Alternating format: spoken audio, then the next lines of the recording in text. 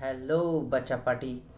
तो स्वागत है आप सभी लोगों का हमारे इस छोटे से YouTube channel Bittu Mehra education centre पे। तो आज जो है हम लोग वर्ण देखेंगे, वर्ण से संबंधित ऑब्जेक्टिव क्वेश्चन जो देखेंगे, जो 10वीं क्लास और 12वीं क्लास दोनों के लिए बहुत ही ज़्यादा मोस्ट इम्पॉर्टेंट होने वाला है। चाहे आप 12वीं क्लास के स्टूडेंट हो, चाहे आप 10वीं क्लास के स्टूडेंट हो, सभी के लिए है ना। 2026 में आप जो एग्ज़ाम देने वाले हैं उन सभी बच्चों के लिए बहुत ही ज़्यादा वीवीआई ऑब्जेक्टिव होने वाला है, क्योंकि हम आपको वर्ण से रिलेटेड, वर्ण जो आपको हिंदी ग्रामर में एक टॉपिक पढ़ना है वर्ण, उसमें जितने भी हो सकते हैं उनसे संभावित क्वेश्चन जो बोर्ड एग्जाम में पूछने वाले हो सकते हैं, हम आपको पूर्ण रूप से प्रयास करेंगे कि आपको अच्छे तरीक़ा से उसका ऑब्जेक्टिव कराया जाए। तो चलिए वीडियो में लास्ट तक बने रहें और देखते हैं कहाँ तक हम लोग कर पाते हैं। और आप लोग से सपोर्ट बस यही रहेगा कि अगर आपको ये वीडियो अच्छा लगे तो लाइक कीजिए, सब्सक्राइब कीजिए और चैनल को अपने दोस्तों को ज़रूर से ज़रूर शेयर करें। हो सकता है कि आपके एक शेयर करने से आपके दोस्तों को भी 2 4 10 नंबर आपको बढ़ जाए। तो चलिए ज़्यादा विलम्ब ना करते हुए हम लोग वीडियो को जल्दी से जल्दी स्टार्ट करेंगे। चलिए स्टार्ट करते हैं। श्री गणेशाय नमः, है ना। ओम श्री गणेशाय नमः। गणेश जी का नाम लेकर स्वागत करते हैं, है ना। स्टार्ट करते हैं। चलिए एक एक प्रश्न कर करके हम लोग धीरे धीरे करके पढ़ेंगे। चलिए स्टार्ट करते हैं। पहला सवाल क्या कह रहा है, ध्यान से आप लोग समझिएगा, सुनिएगा और पढ़िएगा। पहला सवाल कह रहा है कि भाषा की सबसे छोटी इकाई क्या होती है। भाषा की सबसे छोटी इकाई क्या होती है। तो भाषा की जो सबसे छोटी इकाई होती है उसे हम वर्ण कहते हैं, है ना। अगर आपको ये इस प्रकार का सवाल यदि आपके पास आ जाता है तो आप इस तरीक़ा से हल करेंगे। थोड़ा सा अगर हम आपको समझाना चाहें वर्ण के बारे में तो 2 मिनट थोड़ा सा दे दीजिए हमें। वर्ण क्या होता है तो थोड़ा सा ध्यान से ऊपर की ओर देखिएगा, हम आपको क्लियर करने वाले हैं थोड़ा सा। वर्ण क्या होता है तो सबसे पहले आप समझिएगा, वर्ण हम लोग तनिकों से पढ़ते आ रहे हैं कि वर्ण उच्च मूल ध्वनि को कहते हैं जिसका खंड या टुकड़ा नहीं किया जा सकता है। ऐसी ध्वनि जिसे खंड नहीं किया जा सकता है उसे हम वर्ण कहते हैं। वर्णों की कुल संख्या 52 होती है। हम जल्दी जल्दी के लेके चल रहे हैं आपको। वर्णों की कुल संख्या जो होती है वह 52 होती है। और ये 52 किस प्रकार से होता है थोड़ा सा ध्यान दे दीजिए, है ना। कुल संख्या की बात किया जाए तो वर्णों की कुल संख्या जो होती है वह 52 होती है। लेकिन अगर आपसे मुख्य रूप से पूछेगा तो आप कहिएगा 44 होते हैं। मुख्य रूप से 44 गुण, कुल पूछेगा तो 52 गुण। कौन होते हैं, कैसे होते हैं, ध्यान दीजिए। पहला, सबसे पहला बात आता है यहाँ पर स्वर। पहला आता है स्वर वर्ण और दूसरा आपका आता है व्यंजन वर्ण। पहला है स्वर वर्ण और दूसरा है व्यंजन वर्ण। स्वर वर्ण और व्यंजन वर्ण। हमने पहला बात किया है स्वर वर्ण और व्यंजन वर्ण। स्वर वर्ण की अगर हम संख्या की बात किया जाए तो स्वर वर्ण 11 होते हैं और व्यंजन वर्ण 33 होते हैं। तो किन्हीं के दिमाग में आ रहा होगा कि भैया ये तो स्वर वर्ण 11 है, व्यंजन वर्ण 33 है, तो 11 और 33 मिलकर तो 44 होते हैं। आपने तो यहाँ ऊपर लिखा 52 गुण। तो हमने यही आपको सिखा रहा हूँ कि जो अगर जब बात करें कुल कितने होते हैं तो 52 करने हैं, मुख्य रूप से कहेगा तो 44 करने हैं, है ना। तो स्वर वर्ण कितने होते हैं 11, व्यंजन कितने होते हैं 33 होते हैं। स्वर वर्ण केकरा कहते हैं तो सब बच्चा जानता है, आप लोग जानते होंगे, है ना, कि स्वर वर्ण केकरा कहते हैं। आप कहिएगा कि स्वर वर्ण जो होते हैं उनको कहते हैं जिनका उच्चारण बिना किसी स्वर की सहायता से होती है। ऐसे वर्ण जिनका उच्चारण बिना किसी के सहायता लिए होता है उसको हम स्वर वर्ण कहते हैं। स्वर वर्ण कौन कौन होते हैं 11 को, तो थोड़ा सा ध्यान दे दीजिएगा। स्वर वर्ण होते हैं आपके, स्वर वर्ण कौन कौन होते हैं ध्यान दीजिएगा, थोड़ा सा मिटा लेते हैं यहाँ पर ही। स्वर वर्ण कौन कौन होते हैं ध्यान दीजिएगा। तो हमने कहा स्वर वर्ण आपके होते हैं, अ होते हैं, अपई अ होते हैं, हरस्व ई होते हैं, दीर्घ ई होते हैं, हरस्व उ होते हैं, है ना, हरस्व उ होते हैं, दीर्घ उ लिखा गया, हरस्व उ होते हैं, हरस्व उ, है ना। देखो ध्यान से यहाँ पर हरस्व उ होते हैं आपके, है ना, दीर्घ उ होते हैं, हर्षव दीर्घ उ, री होते हैं, ए होते हैं, ए होते हैं, ओ होते हैं, औ होते हैं और बस ओ ही 11 हो गए। अन अ नहीं कहिएगा भाई जी, अन अ को नहीं करना है। अन और अ अयोगवाह वर्ण होते हैं। देखिए ये 33 हो गए, सॉरी 11 स्वर वर्ण। और अगर हम बात करें व्यंजन का 33, तो ध्यान दीजिएगा, क से लेकर के म तक, क से लेकर के म तक, क से लेकर के म तक ये 25 हो गए, है ना। क से लेकर के म तक ये 25 हो गए, क से लेकर के म तक ये 25 हो गए। और कौन कौन होता है, तो और अब देखिएगा ध्यान से, और होते हैं आपके ये तालुश, है ना, मूर्धा श और दंत श और ये ह। तो बोलिएगा कि 25, क से लेकर म तक 25, 25 4 29, 4 और कम रहा है। अरे भाई जी है, थोड़ा ध्यान दो, है ना। य होता है, र होता है, ल होता है, व होता है, लीजिए, है ना। ये तीनों 33 हो गए। बोलिएगा 11 ये हो गए, 33 ये हो गए, तो 11 और 33 तो 44 हो गए। और कौन कौन होते हैं, तो 11 33 44 हो गए। चलो देखो और भी बताते हैं। 11 33 44 हो गए, 11 और 33 आपके 44 हो गए, 11 33 44 हो गए हैं। और देखिएगा, और दिखाते हैं आपको, ध्यान दीजिए। 11 33 44 हो चुके हैं। और यहाँ ध्यान दीजिएगा, 11 33 44 हो गए हैं। देखिए यहाँ पर दो की बात करें, अयोग, अयोगवाह, अयोगवाह होते हैं दूगो, दूगो अयोगवाह वर्ण होते हैं। कौन कौन होते हैं भाई जी, किन्हीं को पता रहे तो कमेंट जरूर से जरूर करिए। अगर किन्हीं को मालूम रहे तो वह कमेंट करेंगे।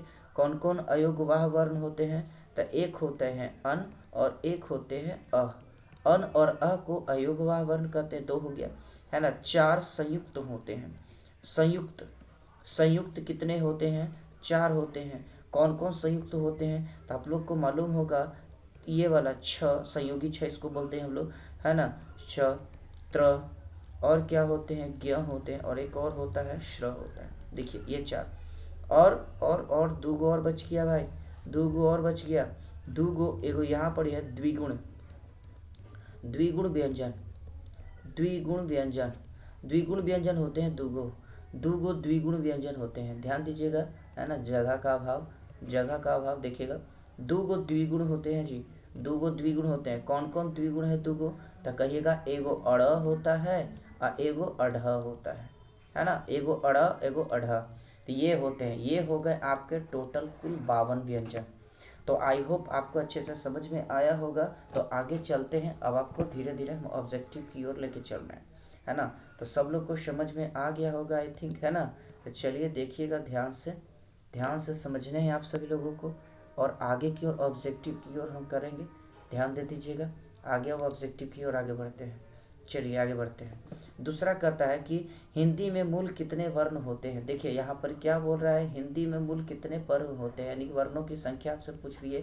अभी आपको हमने बताया कि वर्णों की कुल संख्या जो होती है वह 52 होती है। आगे बढ़ जाइए, तीसरा प्रश्न की ओर आते हैं। कह रहा है कि हिंदी भाषा में वे ध्वनियाँ जो स्वतंत्र रूप से बोली जाती है। स्वतंत्र रूप से बोलने का अर्थ होता है कि आपको किसी से सहायता नहीं लेना है। तो आप किसी से सहायता कौन नहीं लेता है, तो स्वर लेता है जी। आगे बढ़ जाइए, अगला प्रश्न आपको बोलता है कि संयुक्त को छोड़कर मूल कितने स्वर होते हैं। अभी बताइए, आपको हमने बताया अभी कि वर्णों की कुल संख्या 52 होती है, जेकरा में संयुक्त जो होता है वह 4 गो संयुक्त व्यंजन होता है। तो अगर हम बोल रहे हैं, क्या बोल रहा है पढ़िए, संयुक्त को छोड़कर, तो संयुक्त को यदि आप छोड़ दीजिएगा तो 52 में से 4 छोड़ दीजिएगा तो 48 बचेगा। देख लीजिए 48 कौन सा ऑप्शन है, सी ऑप्शन सही हो जाएगा। तो एक चीज हम आपको बस यही बोलेंगे, परीक्षा में क्वेश्चन एकदम हलवा हलवा दिखेगा। और लैकन के क्या होता है कि क्वेश्चन जब हलवा दिखता है तब बी का सी और सी का डी रंगा जाता है। हम बस यही बोलेंगे कि धैर्य रखिए बाबू, और आराम से आप सवाल को हल करते चलिएगा। अभी आपको बस यही बोलेंगे कि हमारे साथ भी गलती हो चुका था, हम भी बउआ 2021 में दिए हैं, 2000 इंटर में 2021 दिए हैं, और 2019 में हमने मैट्रिक का एग्ज़ाम दिया बाबू। तो जब दिया है तो मैट्रिक में तो गलती नहीं हुआ है हमसे, इक्का दुक्का तो हो ही जाता है, बी का सी का डी लगा गया। लेकिन तब 21 में 2021 में जब हम इंटर में एग्ज़ाम दे रहे थे हिंदी का, ग्रामर का ही क्वेश्चन था, और जानते हो क्वेश्चन कितना हल्का क्वेश्चन था। हमसे पूछा था कि बताइए अयोगवाह वर्ण की संख्या क्या होती है। हम जानते हैं कि दुग होता है, लेकिन एक्साइटमेंट में हमने गड़बड़ करके आया। तो बस यही आपको कहेंगे कि आप किसी प्रकार से गड़बड़ ना करें, चाहे वो आप 10वीं क्लास के स्टूडेंट अभी हो, वीडियो को देख रहे हैं, या 12वीं क्लास के स्टूडेंट के देख रहे हैं, दोनों के लिए बहुत ज़्यादा बेस्ट है ये, क्योंकि ग्रामर है सभी का सेम होता है, ठीक ना। तो हम जो गलती की है, आशा करेंगे कि आप लोग ये गलती ना करें, और क्वेश्चन दिखते ही के साथ आराम से हल करना है क्वेश्चन, क्योंकि हलवा रहेगा, आपको समय 1 घंटा से ज़्यादा मिलेगा। तो यही बोलेंगे कि धीरे धीरे क्वेश्चन को आराम से हल कीजिए, ज़्यादा के फेरा में रहिएगा, है ना, लटक जाइएगा, गलती हो जाएगा। आगे बढ़िए। कह रहा है कि स्वर कौन होते हैं। तो स्वर हम उनको कहते हैं जिनका उच्चारण बिना अवरोध अथवा किसी भी प्रकार से, मतलब कि बिना किसी के सहायता से होता है, उसे हम लोग क्या बोलते हैं, तो बोलेगा उसे हम स्वर वर्ण कहते हैं। ये वाला ऑप्शन आपका सही हो जाएगा। आगे हम बढ़ते हैं। आगे करा कि निम्न में से कौन अग्र स्वर नहीं है। हाँ, अब बहुत सारे बच्चों को यहाँ पर ही गोड़ हाथ थरथराए लगेगा। अब एक बात हम आपको कहते हैं, क्योंकि टीचर जो होते हैं शायद ये आपको बताए होंगे तो अच्छी बात है, नहीं बताया तो हम आपको बताते हैं। सबसे पहले समझिएगा अग्र स्वर क्या होता है। बहुत सारे बच्चों को ये चीज़ बातें जो होती है वह समझ में नहीं आती है कि अग्र स्वर क्या होता है, और मतलब कि किस प्रकार से अग्र स्वर की चर्चा हो गई है। तो ध्यान से सुनिएगा, सब बच्चों को हम यही बोलते हैं, ये वाला चीज़ टीचर नहीं बताते हैं, हम आपको समझा रहे हैं। क्योंकि देखिए 10वां क्लास के बच्चों के लिए तो ये नहीं है, लेकिन 12th के लिए है बाबू। लेकिन ध्यान से सुनिएगा, भले 10वां क्वेश्चन ना पूछे, लेकिन 12th के लिए बहुत अच्छा सवाल है। लेकिन हाँ, हो सकता बिहार बोर्ड पगला बोर्ड है, कखनी कौन क्वेश्चन डाल देगा बाबू, कोई ठीक नहीं है। तो ध्यान से सुनिएगा अग्र स्वर क्या होता है। तो पहले हम आपको ध्यान से एकदम डिटेयली में समझाते हैं। कहता है कि जीव की स्थिति के आधार पर, जो बच्चे पढ़े हैं अच्छी बात है, जो बच्चे नहीं पढ़े हैं उनके लिए हम आपको थोड़ा सा अच्छे से समझाने का प्रयास करेंगे। वीडियो को एकदम अंत तक अच्छे से देखोगे, बढ़िया से समझ में आएगा। हमने क्या लिखा बाबू, देखिए यहाँ पर कह रहा है कि जीव की स्थिति के आधार पर, जीव की स्थिति के आधार पर, स्थिति के आधार पर, जीव की स्थिति के आधार पर कहा जाता है कि जीव की स्थिति के आधार पर जो वर्ण होते हैं वह 3 भागों में बांटे गए हैं वर्ण को। एक को कहते हैं अग्रस्वर, एक को क्या बोलते हैं अग्रस्वर, और दूसरा को बोलते हैं, एक है अग्रस्वर, एक को बोलते हैं मध्य स्वर। अग्रस्वर, मध्य स्वर, और तीसरा होता है आपका पश्य स्वर। अग्रस्वर, मध्य स्वर और पश्य स्वर। अब बात आप ध्यान से समझिएगा, अग्रस्वर, मध्य स्वर और पश्य स्वर। अग्रस्वर क्या होता है कि जिसको बोलने में जीभ की आगे वाली हिस्सा काम करती हो, मध्य में जीभ का बीच वाला हिस्सा काम करता हो, अब पश्य का मतलब सब जानते हैं कि जीभ का पीछे वाला हिस्सा मदद करता है बोलने में, उच्चारण करने में। अग्र स्वर में कौन कौन से आते हैं, तो जो बच्चे को नहीं मालूम है आप लिखते चलोगे बाबू। तो अग्र स्वर में आपका आता है ह्रस्व ई आएगा, दीर्घ ई आएगा, ए आएगा और ए आएंगे बाबू, ठीक ना, ये आएगा। मध्य स्वर की बात किया जाए तो मध्य स्वर में केवल और केवल अ आएगा। और अगर हम पश्य स्वर की बात किया जाए तो पश्य स्वर में आ आएगा, ह्रस्व उ आएगा, दीर्घ उ आएगा, आपका ओ आएगा, आपका ओ आएगा, आपका अ आएगा, और एक इस प्रकार का भी होता है। देखिएगा जैसे लगाते हैं ना कहीं पे, अब आप प्रश्न को पढ़ करके आप आसानी से बोलेगा अब एकदम हलवा लग रहा है। तो हलवा लग रहा है कैसे, हलवा लगाए हम, है ना। क्या बोल रहा है, अग्र स्वर नहीं है, अग्र स्वर नहीं है। तो अग्र स्वर नहीं है, बताइए तो अग्र स्वर नहीं है, बताओ जल्दी से कौन वाला हो सकता है, कमेंट कीजिएगा जल्दी से, है ना। अग्र स्वर नहीं है, ध्यान से देख करके बताइए हमको, अग्र स्वर नहीं है, अग्र स्वर है ना। देखिए ई वाली भी अग्र स्वर है, जरा देख के बताइए और बताओ जल्दी से, ये चारों अग्र स्वर, अबे यार एक सेकेंड, है ना। अग्र स्वर कौन नहीं है बताओ बाबू जल्दी से, कौन नहीं होगा ये चारों में, बोलेगा अग्र स्वर अ नहीं है गुरुजी। बोलेगा कैसे नहीं है जी, देख लो तो अभी तो दिखाएं, अग्र स्वर में ई वाला आता है, चलो ये तो ऑप्शन में ये कौन नहीं है, नहीं है, बढ़िया से देखो, तो ई वाला नहीं है। आगे बढ़ते हैं, ठीक है ना। बोल रहा है कि हिंदी में स्वर कितने प्रकार के होते हैं, हिंदी में स्वर कितने प्रकार के होते हैं। तो स्वर जो होते हैं वह 3 प्रकार के होते हैं बाबू, ह्रस्व स्वर, दीर्घ स्वर, प्लुत स्वर।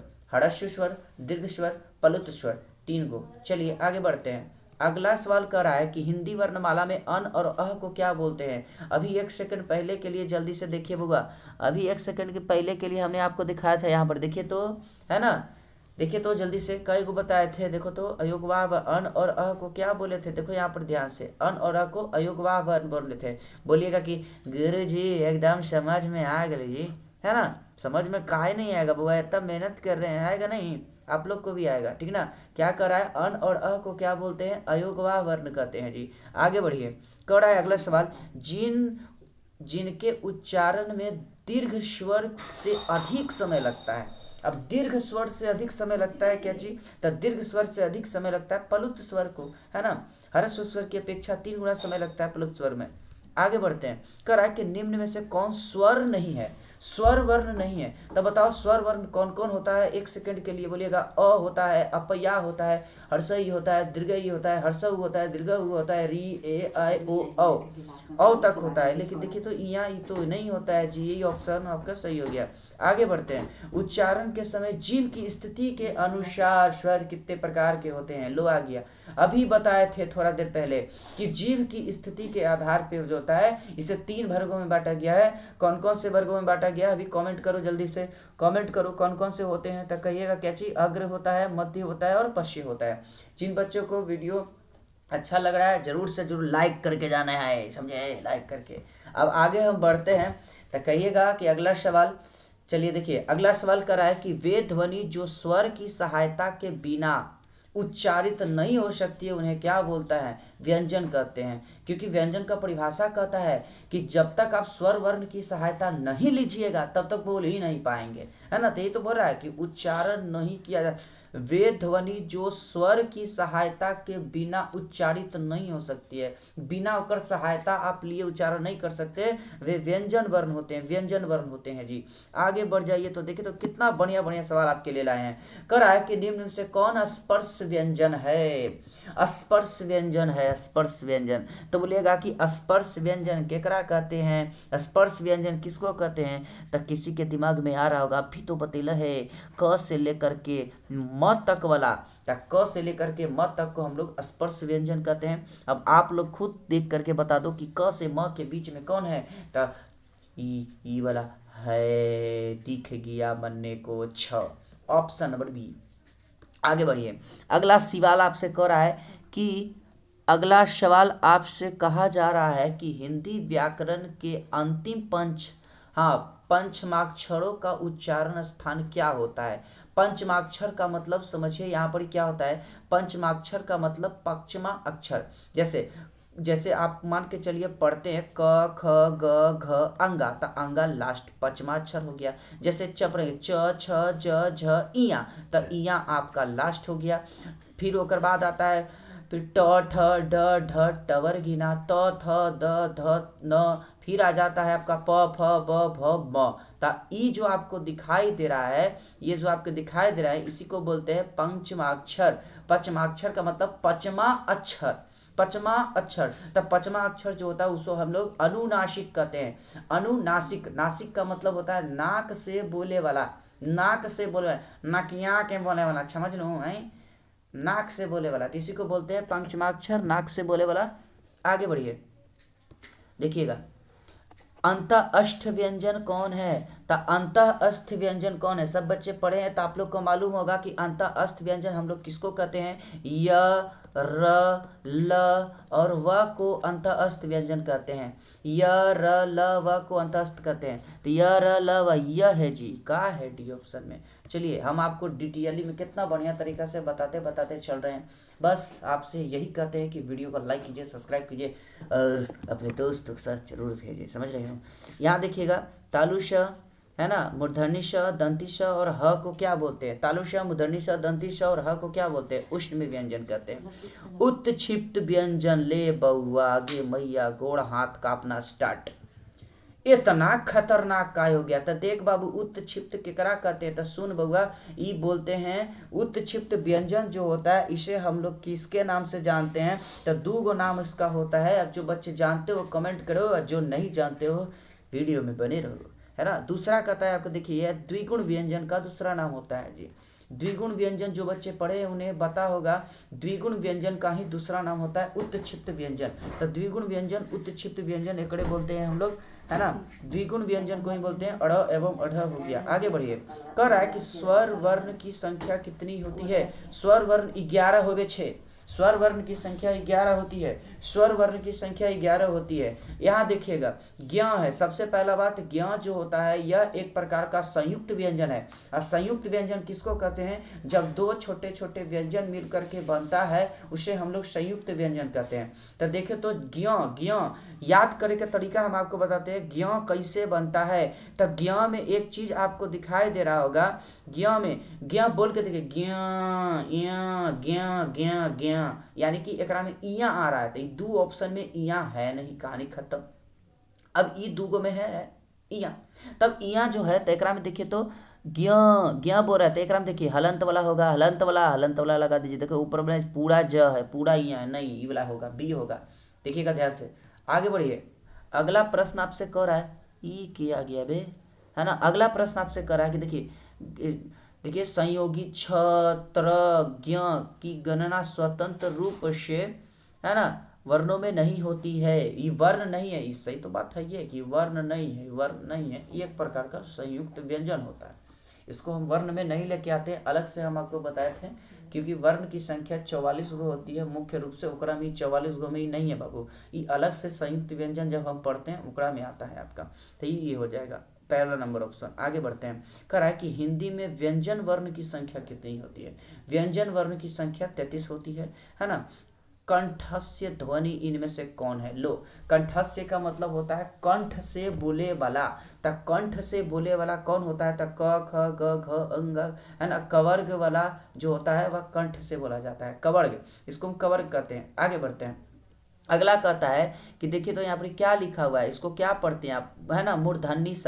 तो मूर्धन्य स यानी मूर्धन्य स का मतलब होता है कि मूर्धा से इसको बोला जाएगा। या देखें, मूर्धस्य ध्वनि कौन सी है।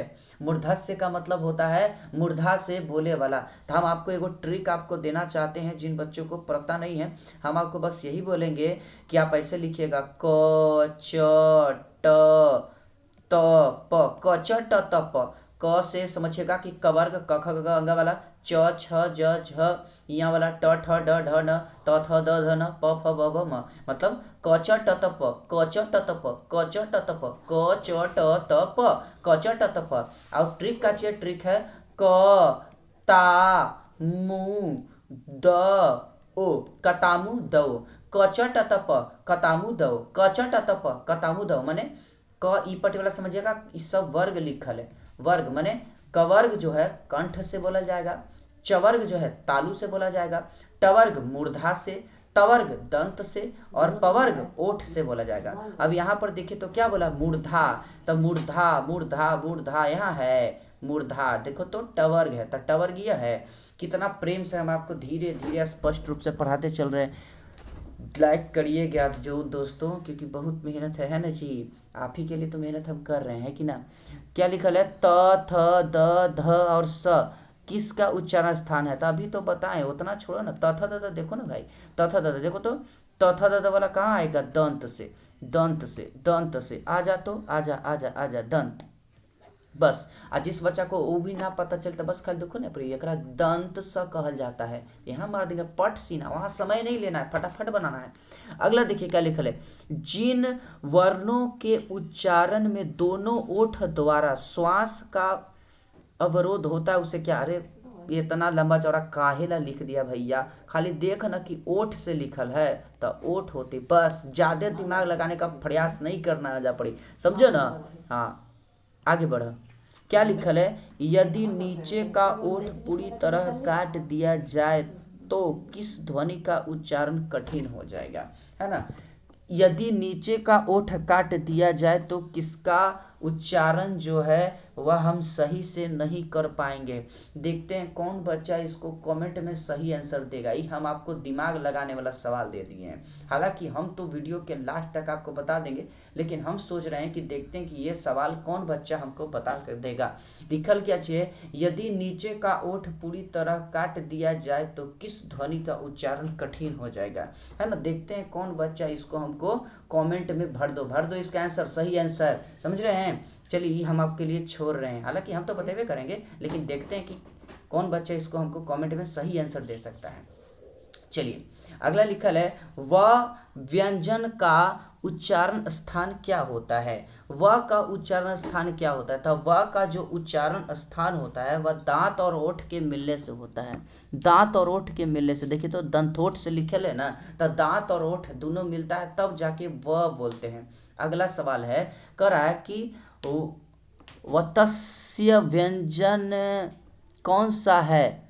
वत्स्य व्यंजन, वत्स्य व्यंजन कौन सा है, वत्स्य व्यंजन कौन सा है, वत्स्य व्यंजन कौन सा है, जरा देखिएगा वत्स्य व्यंजन कौन सा है ना। तो ध्यान से समझिएगा कि वत्स्य व्यंजन कहते केकरा है, पहले ये समझिएगा। वत्स्य व्यंजन का मतलब क्या होता है, जरा ध्यान दीजिए। वत्स्य व्यंजन केकरा हम लोग कहते हैं,